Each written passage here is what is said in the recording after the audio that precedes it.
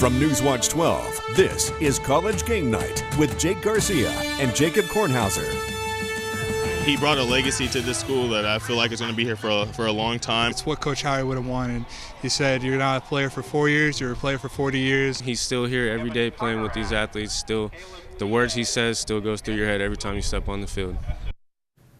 Former and current Southern Oregon Raiders, community members, and those whose lives he touched gathered at Raider Stadium today for far more than a football game. It was a dedication game, and at the heart of it was Craig Howard's legacy. The Raiders took the field at home today for the first time since his passing. So with that, welcome into a very special college football game night from Newswatch 12. Jake Garcia alongside Jacob Kornhauser. It was an emotional day at Raider Stadium, and even for those who have never met Craig Howard, his presence was very much felt.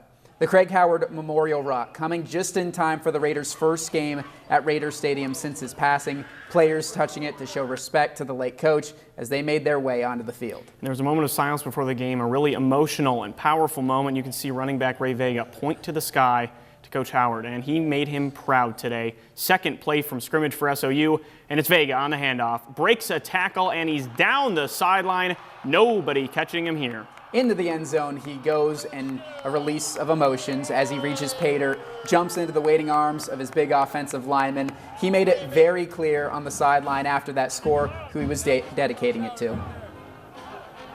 A congratulations as well from Michael Roots, and the defense deserved a congratulations as well. Yeah, quarterback Tanner Gustafson had nowhere to hide in this one. Huge hit from O'Shea Dunmore as he scrambles. We have a feeling that Gustafson isn't going to feel well when he wakes up tomorrow morning. The defense provides pressure again. He can't get away from a host of Raider defenders. Trey Holmes, the North Medford product, comes up big with the sack. So the Raiders' defense satisfied so far. The Raiders' offense back onto the field, already up 14-0. Tanner Trocine rolling to his right, slings it out to Matt Sewell, who makes a catch along the sidelines. He had a huge day. More on that in a bit.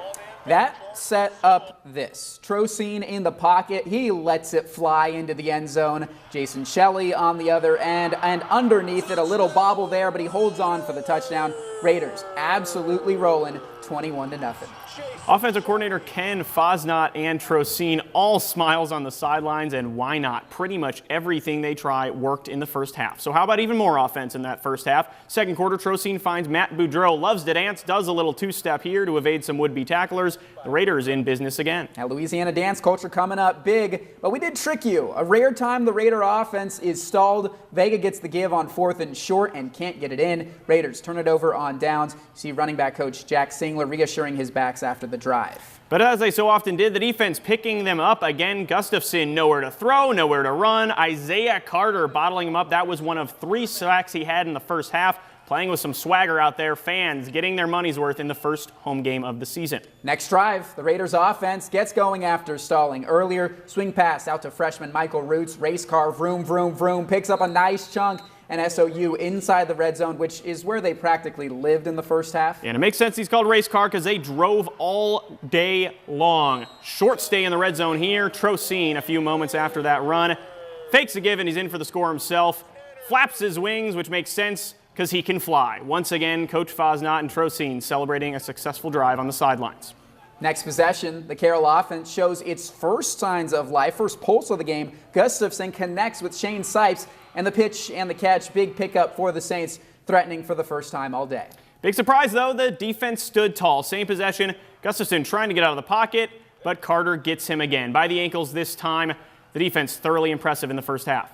And on 4th down, Gustafson ends a play on his back again. The defensive line absolutely relentless, punishing this afternoon. August Forrest III getting in on the action, and he gets the sack. Fans loving it. They can sense the Raiders inching closer to 4-0 on the year, and the offense already up 3 scores and looking for more. Trocine launches it back up to Jordan Sewell. We told you we'd say his name again. Here it is. More than 50 yards on the score. This offense just has so many weapons and so much speed. It's hard for anyone to keep up with him, and Carroll certainly struggled in doing that this afternoon. The Raiders offense with some pep in its step, just like those Raider dancers that you'll see right here. They too, their first home game of the season. 2-minute drill now for the Raiders, trying to go up 5 scores before the half. Have to think Trocin's arm is getting tired after all this.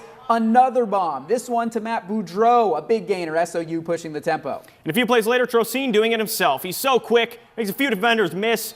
Dangerous dive into the end zone. He doesn't care. Already up 28-0. This guy's a gamer, flexing his muscles as SOU goes up 35 at the half. And the Raiders go on to win at 35-14. The game ball fittingly goes to Coach Howard's widow, Lynn. An emotional moment as new Raider head coach Charlie Hall gives her the ball.